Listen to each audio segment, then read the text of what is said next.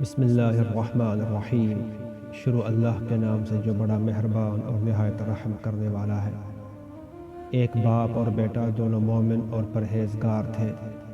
وہ مہمان کی حیثیت سے حضرت علی علیہ السلام کے گھر آئے۔ آپ علیہ السلام ان کو دیکھ کر استقبال کے لیے کھڑے ہو گئے اور ان کو عزت و احترام سے بٹھایا اور خود بھی پاس بیٹھ گئے۔ کچھ وقت کے بعد جب شام کے کھانے کا وقت آیا تو حضرت نے فرمایا کہ کھانا حاضر کیا جائے۔ جناب قمبر کھانا لائے اور دسترخوان کو بچھایا۔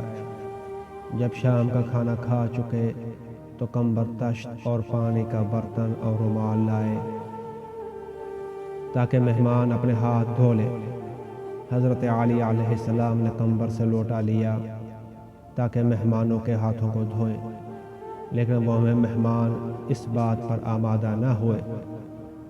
آخر کار حضرت علی علیہ السلام کے اصرار پر مہمان اس بات پر راضی ہوئے۔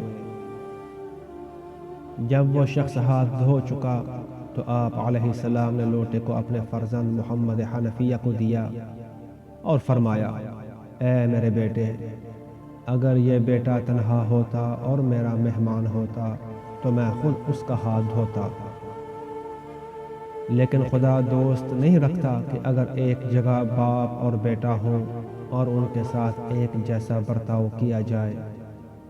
میں نے اس کے باپ کے ہاتھ دھوئے ہیں، تم اس کے بیٹے کے ہاتھ دھو، تاکہ باپ باپ کا اور پسر پسر کا ہاتھ دھوئے۔